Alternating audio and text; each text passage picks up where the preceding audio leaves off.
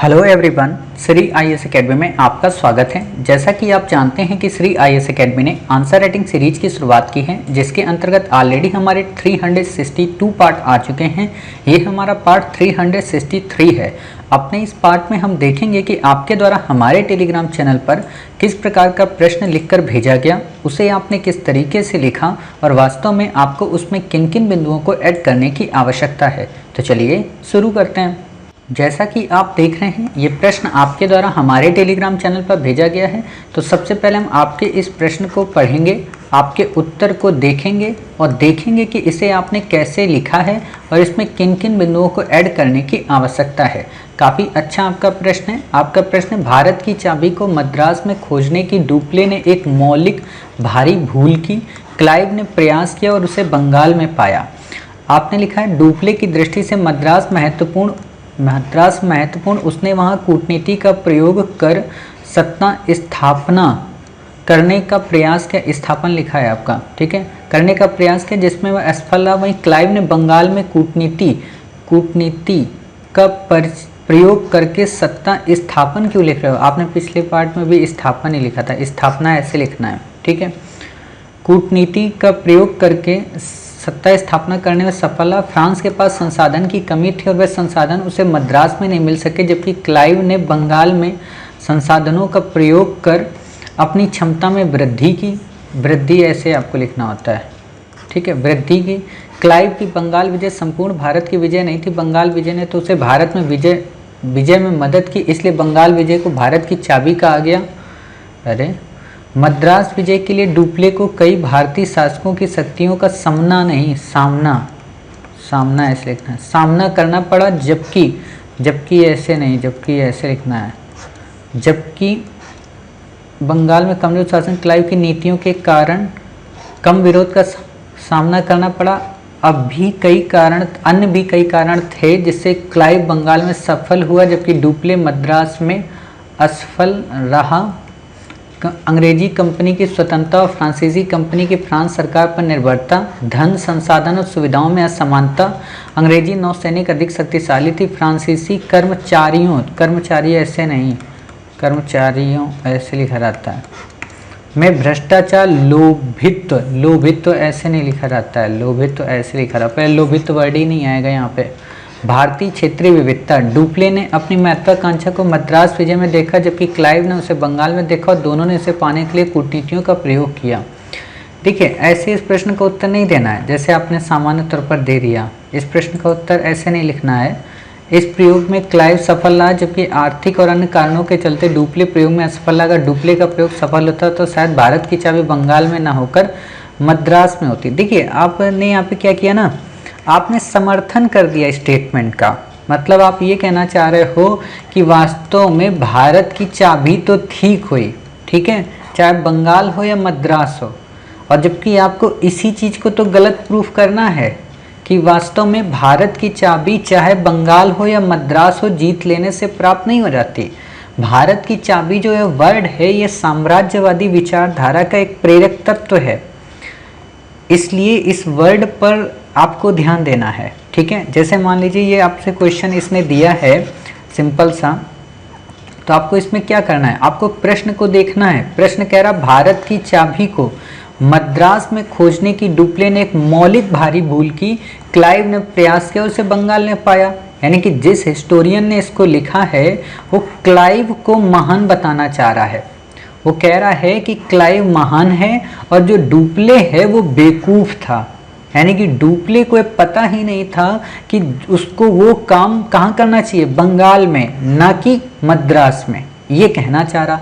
तो आप इसमें क्या करेंगे, इसमें तथ्य और तर्क देंगे कि आखिरकार भारत की चाबी को उस हिस्टोरियन ने ये क्यों कहा कि बंगाल में थी।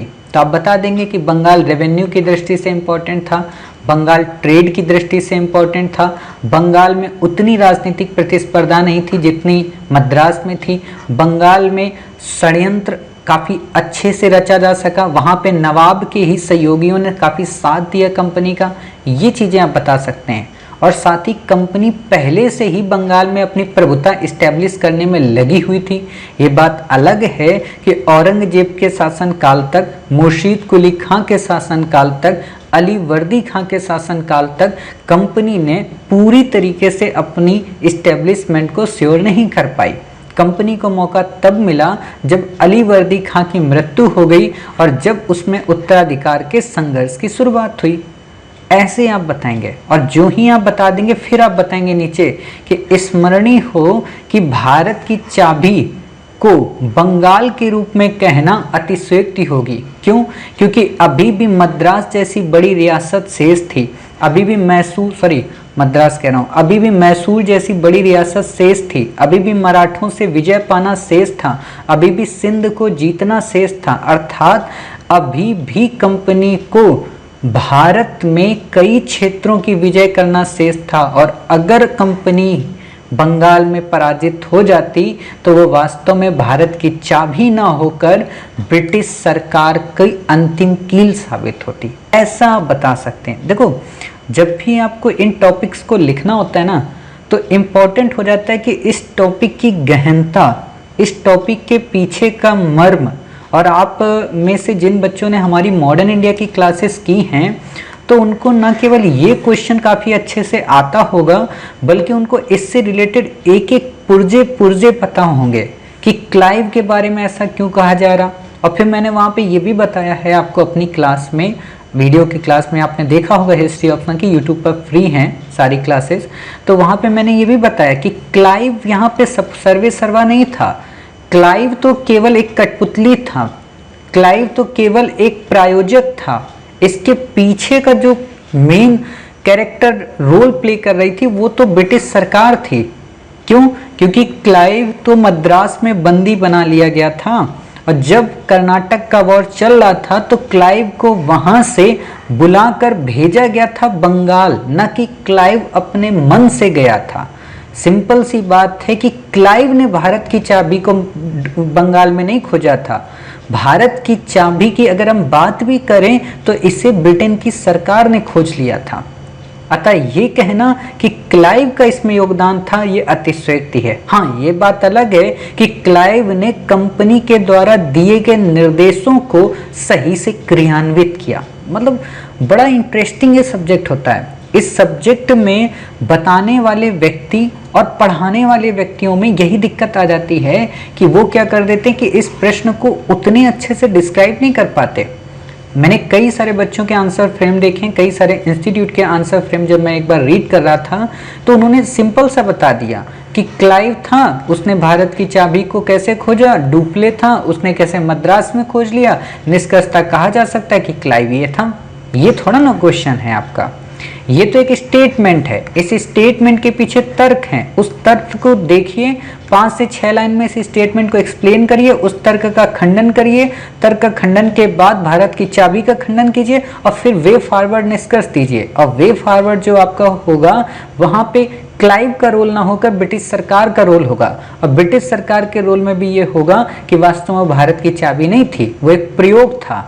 प्रयोग सफल भी होते हैं, प्रयोग विफल भी होते हैं, लेकिन ये काम डुप्ले को नहीं मिला था। और अगर डुप्ले को फ्रांस की सरकार उसमें सहयोग कर देती तो शायद मद्रास ही एक तरीके से भारत की चाबी बन सकता था।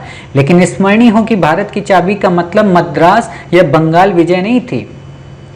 ऐसे जब आप उत्तर लिखते हैं ना तो एग्जामिनर के अंदर जो स्पंदन होता है वो उसको भाव विभोर कर देता है कि वाकई में आपने बड़ा अच्छा नॉलेज लिखा है। और आप हमारी क्लास देखिए, और जब क्लास देख लेंगे, देखने के बाद जब आप इस प्रश्न के उत्तर को लिखेंगे तो बहुत बेहतरीन लिख पाएंगे। न केवल बेहतरीन बल्कि टॉपिक की एक गहनता आपको समझ में आएगी। बहुत ही गहन तरीके से हमने कंप्लीट कराया है। जिन बच्चों ने इस प्रश्न के टॉपिक को देखा होगा उनको ये बिल्कुल हवा लग रहा होगा कि वाह इतना ईजी प्रश्न है। ठीक है, उम्मीद है आप समझ गए होंगे कि इस प्रश्न को कैसे लिखना है, किन किन बिंदुओं को ऐड करना है। ऑलरेडी इस फ्रेम का ऑडियो, वीडियो, एनालिसिस, क्लासेस हमने सब करा दी हैं। तो आप हमारी हिस्ट्री ऑप्शनल की मॉडर्न इंडिया की प्लेलिस्ट में जाएं, यूट्यूब पर प्लेलिस्ट बनी हुई है, वहां से इस क्लास को देखें, क्वेश्चन को देखें और अच्छे से आप समझ जाएंगे। मिलते हैं फिर आप के द्वारा भेजे गए एक नए प्रश्न के साथ। तब तक अपना ख्याल रखिए और स्वस्थ रहिए।